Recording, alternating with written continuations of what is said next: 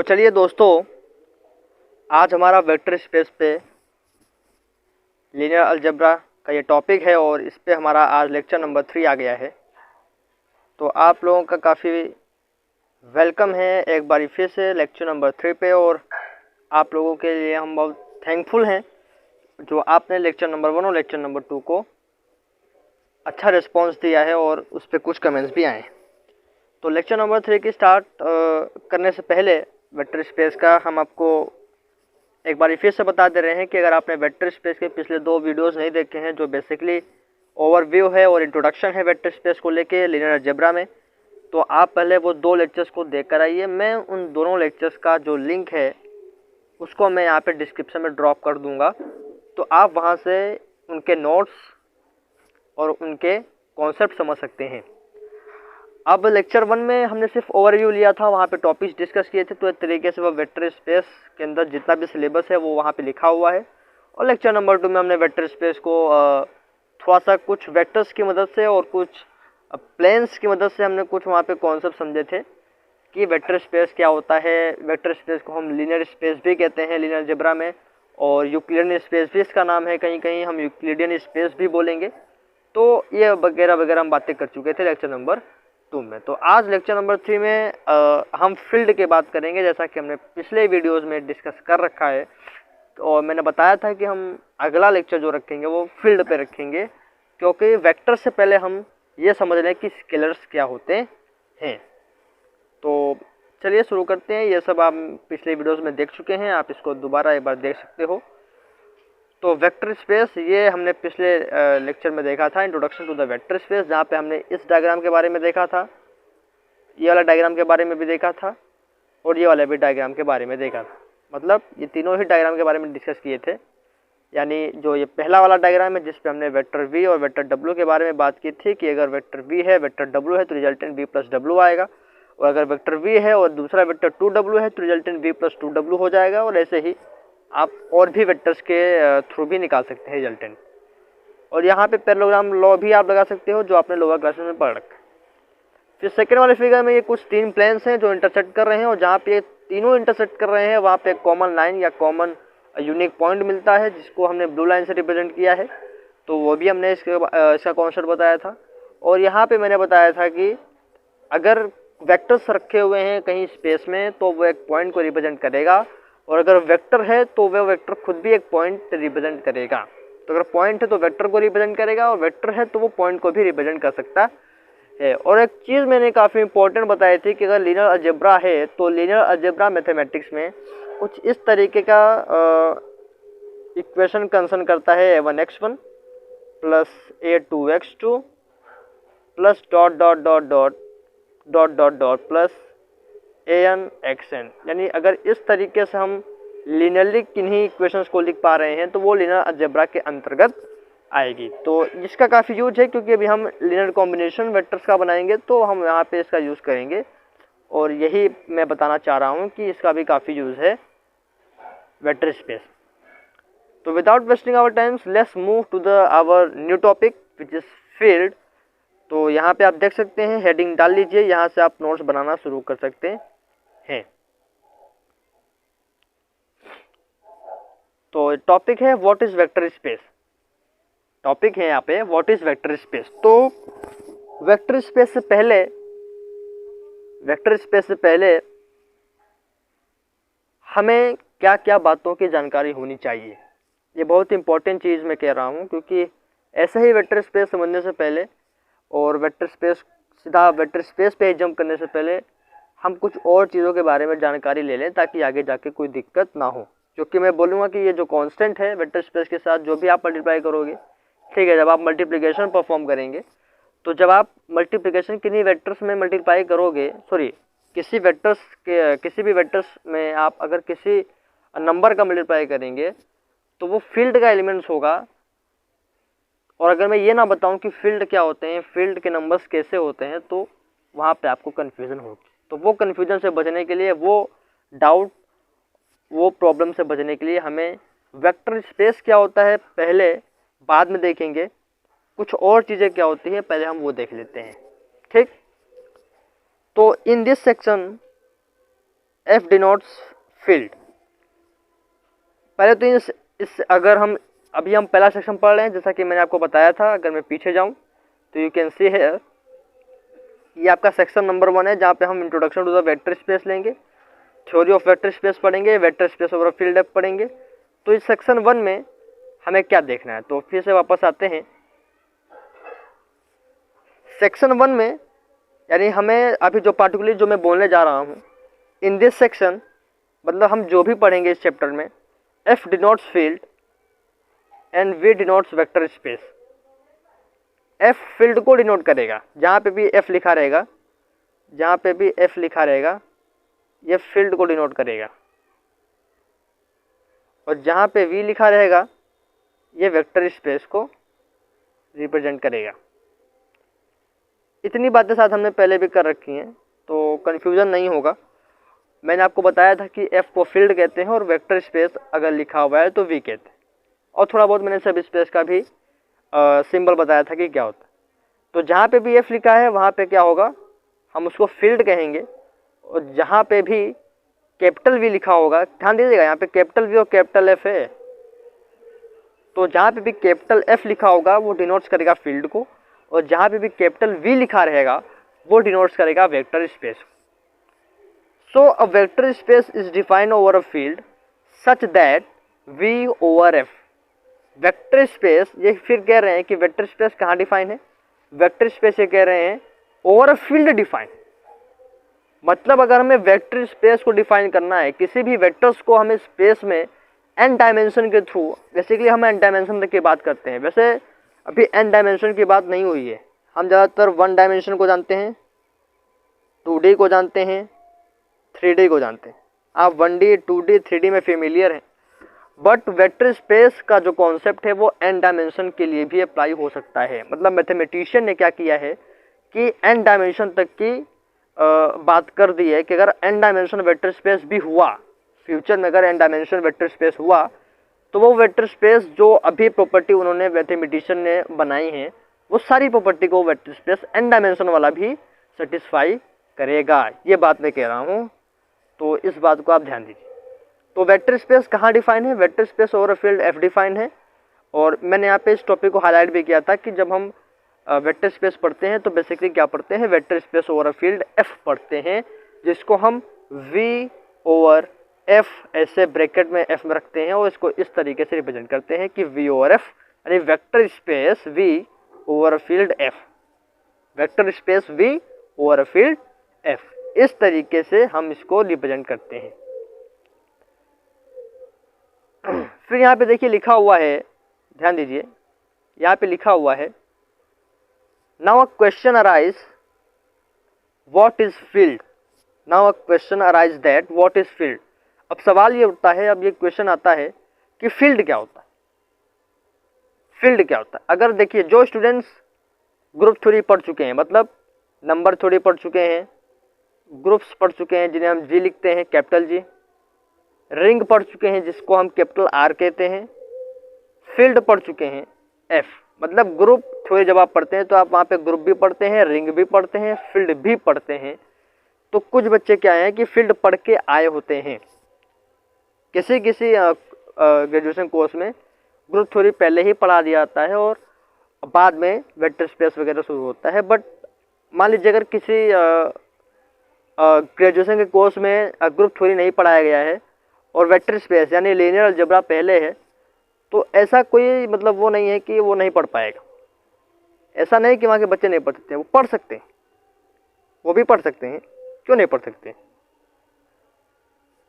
तो असल में वेक्टर स्पेस में ज़्यादातर यूज़ फील्ड का है, वेक्टर स्पेस में ज़्यादातर यूज़ फील्ड का है।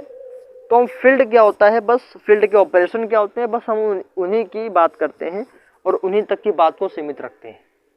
तो हम ज़्यादा ग्रुप थ्योरी में नहीं घुसते हैं कि ज़्यादा कन्फ्यूजन क्रिएट हो जाए। इसका मतलब ये थोड़ी ना कि हम ग्रुप पढ़ें, ग्रुप के सारे ऑपरेशन लगाएं, फिर रिंग पढ़ें, रिंग के सारे ऑपरेशन लगाएं और फिर फील्ड पे आए, तो ये एक लेंथी टाइम टेकिंग हो जाएगा। तो हम सीधे वेक्टर स्पेस में, जो वेक्टर स्पेस डिफाइन है वो ओवर फील्ड डिफाइन है, तो फील्ड के ऑपरेशन हम देख लेंगे, तो वेक्टर स्पेस में भी वो ऑपरेशन अप्लाई होंगे। ठीक है, तो क्वेश्चन यही उठता है कि फील्ड क्या होता है, तो मैं फील्ड बता देता हूं कि फील्ड क्या होता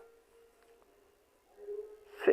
field is denoted as capital F, हम ऊपर भी देख चुके हैं, field is denoted as capital F and elements of the field is represented as a, b, c and also known as scalar. ठीक है, एक्चुअली मैं इसको हाईलाइट ही कर देता हूं क्योंकि काफी इंपॉर्टेंट ये सेक्शन हो जाता है। तो क्या हम यहां से कह सकते हैं कि फील्ड को हम कैपिटल एस डिनोट करते हैं, फील्ड को हम कैपिटल एस डिनोट करते हैं, और जो फील्ड के एलिमेंट्स हैं वो ए बी सी की तरह हम रिप्रेजेंट करेंगे, जिनको हम स्केलर्स कहेंगे। इस बात का आप ध्यान रखिए पहले कि जो फील्ड है वो डिनोटेड एज एफ यानी कैपिटल एफ, और फील्ड के जो एलिमेंट्स होंगे वो रिप्रेजेंट किए जाएंगे ए, बी, सी यानी स्केलर के फॉर्म में रिप्रेजेंट किए जाएंगे। मतलब हम फील्ड के जितने भी एलिमेंट्स उठाएंगे, फील्ड के सेट में से हम जितने भी एलिमेंट्स उठाएंगे वो एलिमेंट्स हमेशा स्केलर होंगे, वो एलिमेंट हमेशा स्केलर होंगे, या कांस्टेंट भी आप कह सकते हैं, इससे कोई दिक्कत नहीं है, बट स्केलर होने चाहिए, ये कहने का मतलब ये। फील्ड की कंडीशन क्या है, बहुत ध्यान दीजिए, अब मैं हाईलाइट ही करूंगा तो ज़्यादा अच्छा होगा। फील्ड की कंडीशन मतलब कोई भी जो सेट है, ठीक है, कोई भी सेट है वो फील्ड कब होगा, कोई भी सेट फील्ड कब होगा। और एक बात का आप ध्यान दीजिए, मैं यहाँ पे लिख देता हूँ, एक बात का ध्यान देने वाली बात यह है कि ये सारे क्या होंगे, नॉन एम्प्टी सेट होंगे, ये सारे क्या होंगे, नॉन एम्प्टी सेट होंगे। और नॉन एम्प्टी सेट को आप कैसे लिख सकते हो, डज नॉट इक्वल टू 5, 5 मतलब एम्प्टी सेट, तो सारे जो सेट होंगे वो डजंट इक्वल टू 5 होंगे, मतलब इनमें कोई ना कोई एक एलिमेंट होना चाहिए, कहने का मतलब ये। तो अब हम बात करते हैं, जो हम बात कर रहे थे कि फील्ड की कंडीशन क्या होगी, फील्ड की कंडीशन क्या होगी। तो फील्ड की कंडीशन मतलब कोई भी सेट फील्ड कब कहलाएगा, और कोई भी अगर सिंपल सा मैं कहूँ तो कोई भी नॉन एम्प्टी सेट फील्ड कब कहलाएगा। तो चलिए बात करते हैं, कोई भी नॉन एम्प्टी सेट फील्ड कब कहलाएगा।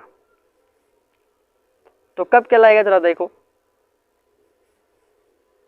कोई भी नॉन एम्प्टी सेट फील्ड तब कहलाएगा जब F plus is abelian group, F plus is abelian group. ध्यान दीजिए, अभी मैं बोल रहा हूं, मैं समझाऊंगा क्या बोल रहा हूं। F प्लस अबेलियन ग्रुप होना चाहिए, capital F comma plus bracket में एक अबेलियन ग्रुप होना चाहिए। सेकेंड, 3 प्रॉपर्टीज हैं फील्ड की, 3 कंडीशन अगर फील्ड का सेट यानी तीन कंडीशन अगर कोई सेट सेटिस्फाई कर देता है, जो मैं भी 3 कंडीशन बोल रहा हूं, वो फील्ड हो जाएगा। कोई भी नॉन एम्प्टी सेट अगर ये 3 कंडीशन को सेटिस्फाई कर देता है तो वो फील्ड कहलाएगा। समझ में आ रहा है, यहाँ पे सब कुछ लिखा हुआ है इसलिए। तो कोई भी नॉन एम्प्टी सेट फील्ड तभी कहलाएगा जब ये 3 कंडीशन को सेटिस्फाई करेगा, जिसमें पहला है कि F कॉमा प्लस ब्रैकेट में अबेलियन ग्रुप होना चाहिए, यानी F प्लस अबेलियन ग्रुप होना चाहिए। दूसरा, F into is abelian group, F into यहाँ पे लिखा हुआ है, यहाँ पे आप इस तरीके से भी लिख सकते हैं, F डॉट, तो आप इसको F डॉट भी लिख सकते हैं, क्योंकि जो डॉट होता है वो इस तरीके से क्या होता है, मल्टीप्लिकेशन ऑपरेशन होता है। डॉट जो होता है वो मल्टीप्लिकेशन ऑपरेशन होता है। तो यहाँ पे मैंने क्रॉस लिखा हुआ है, और अगर इस पूरे चैप्टर में अगर मैं क्रॉस का यूज कर रहा हूँ तो आप उस क्रॉस को डॉट समझिएगा, क्रॉस मत समझिएगा। ये मत समझिएगा कि वो कोई क्रॉस है या कोई एक्स नहीं है, यहाँ पे वो डॉट है, मतलब वो मल्टीप्लिकेशन ऑपरेशन है, वो मल्टीप्लिकेटिव ऑपरेशन है। तो इस बात का आप ध्यान दीजिएगा, यहाँ पे मैं अभी छोड़वा दे रहा हूँ, बट आप इसका ध्यान दीजिए, ठीक है। नेक्स्ट क्या है जरा देखो, तीसरी प्रॉपर्टी ये है, तीसरी प्रॉपर्टी ये है कि dot is distributive over addition. देखिए यहाँ पे मैंने डॉट लिखा हुआ है। अब तो जो डॉट है वो ओवर एडिशन डिस्ट्रीब्यूटिव होना चाहिए, मतलब किन्हीं 2 नंबर्स का एडिशन हम कर रहे होंगे, और अगर हम किसी दूसरे नंबर्स के थ्रू उस पर डॉट लगाएं तो वो डॉट उस एडिशन पे डिस्ट्रीब्यूटिव हो जाए, वो डॉट उस एडिशन पे डिस्ट्रीब्यूटिव हो जाए। मतलब जैसे मान लीजिए कि यहाँ पे कोई दो एलिमेंट हैं a प्लस बी, अब ये एडिशन में है। अगर मैं किसी दूसरे नंबर्स के थ्रू, जैसे सपोज सी, और यहाँ पे मैं डॉट कर दिया हूँ, ठीक है, अगर आपको दिख रहा होगा तो यहाँ पे मैंने डॉट कर दिया, तो अगर इस नंबर्स के थ्रू मैं डॉट को इस एडिशन के ऊपर डिस्ट्रीब्यूट करवाऊँ तो वो डिस्ट्रीब्यूट हो जाए। तो ये किस तरीके से डिस्ट्रीब्यूट होगा, c into a plus c into b, इसी तरीके से होगा। तो dot is distributive over addition. तो आप यहाँ पे देख सकते हो जो डॉट है, ये जो मल्टीप्लिकेटिव जो ये मल्टीप्लिकेटिव ऑपरेशन है वो इस एडिशन पे डिस्ट्रीब्यूटिव है, वो इस एडिशन पे डिस्ट्रीब्यूटिव है। तो मैं यही कहना चाह रहा था कि dot is distributive over addition. तो ये बातें हो गई, तो आप इसको भी नोट कर लीजिएगा। तो कोई भी नॉन एम्प्टी सेट फील्ड तब कहलाएगा जब ये सारी क्या कहते हैं, ये सारी ये कंडीशन को सेटिस्फाई करेगा। मतलब F प्लस में अबिलियन ग्रुप होना चाहिए, F प्लस में अबिलियन ग्रुप होना चाहिए पहला, F इंटू में यानी F डॉट में भी अबिलियन ग्रुप होना चाहिए दूसरा, और तीसरा है कि dot is distributive over addition. जो डॉट होगा वो डिस्ट्रीब्यूटिव होगा ओवर एडिशन। अब बच्चे यहाँ पे कन्फ्यूजन में है कि फील्ड की कंडीशन तो ये हो गई कि कोई भी नॉन एम्प्टी सेट फील्ड तब कहलाएगा जब F प्लस में अबिलियन ग्रुप होगा, F डॉट में भी अबिलियन ग्रुप होगा, और डॉट डिस्ट्रीब्यूटिव होगा ओवर एडिशन। डॉट कैसे डिस्ट्रीब्यूटिव होगा तो अभी हम देख चुके। अब सवाल आता है कि अबिलियन ग्रुप क्या है, क्योंकि F प्लस में भी अबिलियन ग्रुप होगा, मतलब फील्ड प्लस में अबिलियन ग्रुप होना चाहिए, और फील्ड सेट डॉट में भी अबिलियन ग्रुप होना चाहिए। तो ये अबिलियन ग्रुप क्या है तो जरा देखते हैं। इसको मैं जूम कर लेता हूं। I think it is not clear, but मैं बोल रहा हूं, आप इसको समझते जाइएगा। यहाँ पे थोड़ा क्लियर नहीं हो पा रहा है, लेकिन फिर भी आप कोशिश करिएगा कि ये क्लियर थोड़ा सा हो जाए। तो मैं इसको थोड़ा सा क्लियर करने की कोशिश करूँगा। अबिलियन ग्रुप क्या होता है, यहाँ पे देखिए लिखा हुआ है अबिलियन ग्रुप क्या होता है। मैं इसको हाईलाइट कर देता हूँ तो आपको दिखना है शायद आसानी हो जाए। तो अबिलियन ग्रुप क्या होता है जरा देखिए, कोई भी group G is set to be abelian, कोई भी group G is set to be abelian group if x into y is equal to y into x. क्या बोल रहे हैं, x into y is equal to y into x. मैं फिर से आप लिखता हूँ, x into y is equal to y into x कह रहे हैं। और क्या कह रहे हैं जरा देखो, जहाँ पे x कोमा वाई G में बिलोंग करेंगे, जहाँ पे x comma y x comma y G में बिलोंग करेंगे, मतलब इसी अबिलियन ग्रुप में बिलोंग करेंगे, तो वो अबिलियन ग्रुप होगा। अच्छा, मैं इसको थोड़ा सा और इसी तरीके से बताऊंगा कि कौन कौन से ग्रुप, मतलब अबिलियन, मतलब कोई भी सेट अगर कोई भी ग्रुप है तो वो अबिलियन ग्रुप कब होगा। एक तो कंडीशन होगी कि x into y is equal to y into x होना चाहिए, ठीक है। x into y is equal to y into x होगा तो वो अबिलियन ग्रुप होगा। x into y is equal to y into x है तो वो अबिलियन ग्रुप होगा, ठीक है। एग्जाम्पल्स के साथ आप देख सकते हैं कि z प्लस अबिलियन ग्रुप हो जाएगा। z प्लस मतलब z यहाँ पे है सेट ऑफ इंटीजर्स, z का मतलब है set of integers. q plus यानी सेट ऑफ रेशनल नंबर्स के साथ प्लस लिया है, मतलब हम उस पर प्लस का एक बाइनरी ऑपरेशन लगा रहे हैं। इंटीजर के साथ अगर हम प्लस का बाइनरी ऑपरेशन ले रहे हैं तो वो अबिलियन ग्रुप कहलाएगा। रेशनल नंबर के साथ अगर हम प्लस का बाइनरी ऑपरेशन ले रहे हैं तो वो अबिलियन ग्रुप कहलाएगा। रियल नंबर के साथ भी अगर हम प्लस का बाइनरी ऑपरेशन ले रहे हैं तो वो भी अबिलियन ग्रुप कहलाएगा, ठीक है। इतनी अगर बात अगर आपको समझ में आ रही है तो मैं काफ़ी ज़्यादा खुश हो जाऊंगा, क्योंकि कभी कभी यहाँ तक आप लोगों को समझ में नहीं आता है, काफ़ी बच्चों को समझ में नहीं आता है। तो ये अभी तक की कहानी थी कि कोई भी ग्रुप अबिलियन ग्रुप कब होगा, और abelian group x into y is equal to y into x है, और एक्स वाई अगर G में है मतलब ग्रुप में है, तो अगर x comma y elements group में बिलोंग कर रहे हैं तो वो अबिलियन ग्रुप तभी बनेगा जब x into y is equal to y into x होगा। तो set of positive integers plus binary operation के साथ, set of rational number plus binary operation के साथ और set of real number plus binary operation के साथ ग्रुप यानी अबिलियन ग्रुप बनाता है। क्योंकि अगर आप कोई भी इंटीजर्स लेंगे एक्स वाई, अगर आप इंटीजर लेते हैं तो x into y is equal to y into x हो जाएगा। कोई भी रेशनल नंबर लेते हैं तो x into y is equal to y into x satisfy करेगा, और कोई भी रियल नंबर लेते हैं तो x into y is equal to y into x satisfy करेगा, प्लस के साथ ध्यान दीजिएगा, प्लस के साथ, तो वो अबिलियन ग्रुप कहलाएगा, वो अबिलियन ग्रुप कहलाएगा। ठीक है, इतनी बात अगर आपको समझ में आ रही है तो ये हो गया। प्लस के साथ मतलब जरा देखिए। अच्छा, अबिलियन ग्रुप की एक खासियत और बात है कि अबिलियन ग्रुप तभी होगा जब कम्यूटेटिव होल्ड करेगा। इस बात का आप ध्यान दीजिएगा। अबिलियन ग्रुप तभी होगा जब कम्यूटेटिव होल्ड करेगा। मतलब अगर हमारे पास कोई नंबर x है, कोई नंबर y है, अगर हम उसमें x plus y binary operation यानी प्लस का ऐड कर रहे हैं तो y is equal to y plus x भी होना चाहिए। मतलब उसका उल्टा हो जाने से भी कोई रिजल्ट में फ़र्क नहीं पड़ेगा। मतलब अगर x प्लस वाई है तो y प्लस एक्स होगा, तो वो कम्यूटेटिव ग्रुप होगा। और अगर ये कंडीशन आ जाती है ना, किसी ग्रुप में अगर ये कंडीशन आ जाती है x plus y is equal to y plus x, यानी किसी ग्रुप में कम्यूटेटिव वाली कंडीशन आ जाती है तो वो अबिलियन ग्रुप बन जाता है।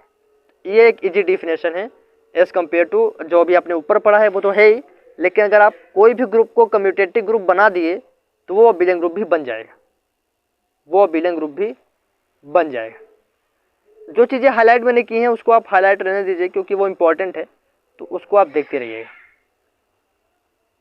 चलिए आगे बढ़ते हैं। तो यहाँ पे वही लिखा है, आप इसको देखिए कि अबिलियन ग्रुप कब होगा। In mathematics an abelian group is also called a commutative group. जैसा कि मैंने अभी बताया कि कम्यूटेटिव ग्रुप है तो वो अबिलियन ग्रुप बन जाएगा।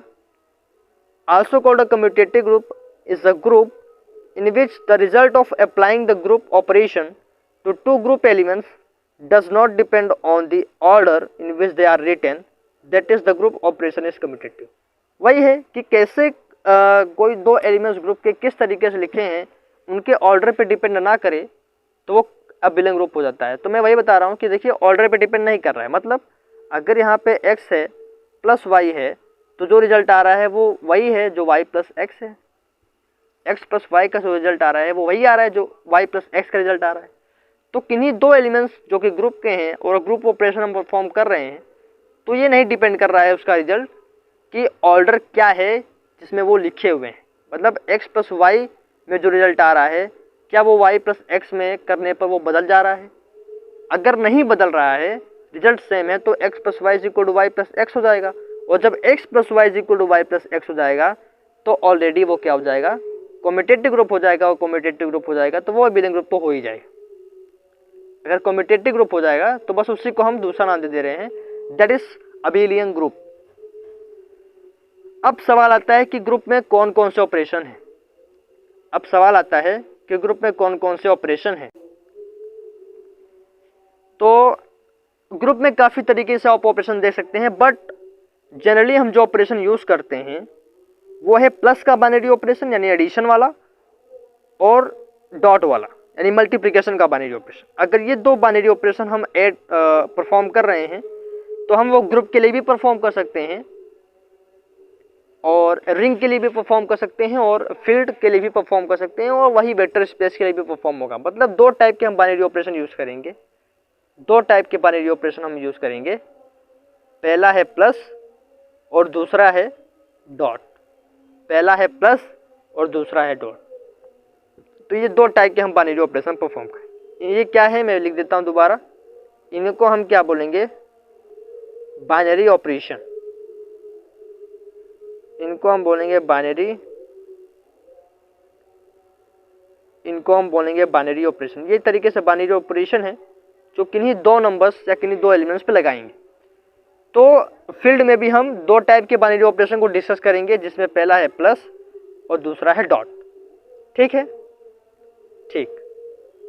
तो इसको जल्दी से रफ करते हैं और आगे वाले सेक्शन पे बढ़ते हैं। और अगर लेक्चर लंबा हो जाएगा तो फिर हम नेक्स्ट लेक्चर पे बात करेंगे। कोई जल्दी नहीं है, आराम से चलेंगे। तो इसको भी हम रफी कर लेते हैं। तो जो चीज़ें हाईलाइट हैं आप उसको ध्यान दीजिएगा। तो आगे बढ़ते हैं। तो ये हो गया अबिलियन ग्रुप और किन किन तरीके के बाइनरी ऑपरेशन होते हैं अभी हमने देख लिया है, प्लस और डॉट। तो अब जो फील्ड है वो F प्लस में अबिलियन ग्रुप है। अब देखिए अबिलियन ग्रुप की कुछ और भी कंडीशन है, उसको भी हम देखते हैं। पहले ये देखिए, ध्यान से देखिए, मैं हाईलाइट ही करता हूं, ज्यादा अच्छा होगा। तो चलिए, अब फील्ड की पहली कंडीशन थी कि F प्लस में अबिलियन ग्रुप होना चाहिए। सेकेंड कंडीशन थी कि F इनटू में यानी F डॉट में अभी अबिलियन ग्रुप होना चाहिए। अबिलियन ग्रुप क्या होगा? वो ग्रुप होंगे। अच्छा देखिए, ध्यान दीजिए मैं क्या बोल रहा हूं। अबिलियन ग्रुप वो ग्रुप होगा जिसमें कॉम्पिटिटिव ऑपरेशन आ जाएगा, यानी ग्रुप होगा। अबिलियन ग्रुप पहले ग्रुप होगा और उसमें हम कॉम्पिटिटिव ऑपरेशन ऐड कर रहे हैं, तब कहीं वो जाके अबिलियन ग्रुप बन रहा है। अब जो है अबिलियन ग्रुप होगा, तो ग्रुप में कौन कौन सी कंडीशन है? ग्रुप में भी पहले से ही कंडीशन है, ध्यान दीजिएगा, मैं इसको लिखवा ही देता हूं वरना आप कंफ्यूज हो जाएंगे। ग्रुप में ही पहले से ही 4 कंडीशन है, इस बात का ध्यान दीजिएगा। ग्रुप में पहले से ही 4 कंडीशन है बाइनरी ऑपरेशन को लेके। बाइनरी ऑपरेशन क्या होते हैं? प्लस और डॉट। तो ग्रुप में पहले से ही 4 कंडीशन है बाइनरी ऑपरेशन को लेके। पहली कंडीशन है कि A प्लस बी होना चाहिए G में। अगर A G का है यानी A एलिमेंट ग्रुप में बिलोंग कर रहा है, B एलिमेंट भी ग्रुप में बिलोंग कर रहा है, तो दोनों एलिमेंट को जोड़ देंगे तो वो भी ग्रुप में जाएगा। ये ग्रुप की पहली कंडीशन। सेकेंड कंडीशन है, अगर A, B, C ग्रुप में है तो एसोसिएटिव होगा, यानी A plus b plus c is equal to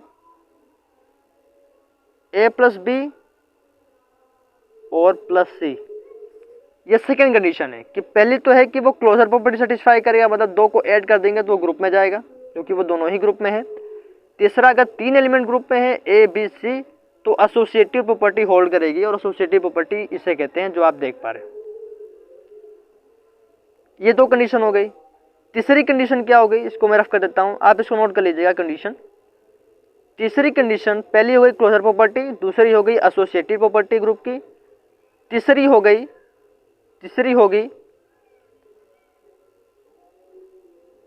होगी आइडेंटिटी। मतलब अगर A एलिमेंट G का है, A belongs to G, then this is implies that कि A plus 0 is equal to A belongs to G। ठीक है, इसको मैं एक बार 1 minute, A plus 0 is equal to A belongs to G, और जो कि ये तो G में ही है, तो A plus 0 is equal to A, और इसको हम ऐसे भी सकते हैं 0 plus A। A plus 0 is equal to A is equal to 0 plus A। ये प्रॉपर्टी भी होल्ड करेगा, और चूंकि यहाँ पे 0 है तो 0 जो है वो आइडेंटिटी एलिमेंट की तरह बिहेव कर रहा है। इस बात का ध्यान दीजिएगा, ये एक आइडेंटिटी एलिमेंट की तरह बिहेव कर रहा है। जैसे यहाँ पे लिखा हुआ है आइडेंटिटी, तो जो 0 है यहाँ पे ग्रुप का, वो एक आइडेंटिटी एलिमेंट की तरह बिहेव कर रहा है। और ये 0 भी कहाँ का है? ये 0 भी G में होगा। अभी हम G की बात करें ना ग्रुप की, तो ये 0 भी G में होगा, ये 0 भी G में होगा, इस बात का ध्यान दीजिएगा। चलिए, तो ये तीसरी प्रॉपर्टी हो गई, तीसरी कंडीशन हो गई ग्रुप के लिए कि एडिटिव आइडेंटिटी होना चाहिए। आइडेंटिटी एलिमेंट है 0 G का, तो एडिटिव आइडेंटिटी यानी एडिशन में आइडेंटिटी की प्रॉपर्टी होल्ड करनी चाहिए, that is A plus 0 is equal to A is equal to 0 plus A। तो ये बातें हो गई ग्रुप की तीसरी प्रॉपर्टी को लेके। तो पहली थी क्लोजर प्रॉपर्टी, दूसरी थी एसोसिएटिव प्रॉपर्टी, और तीसरी थी एडिटिव आइडेंटिटी। तो हम ग्रुप की बात कर रहे थे, मिट गया ग्रुप, सॉरी।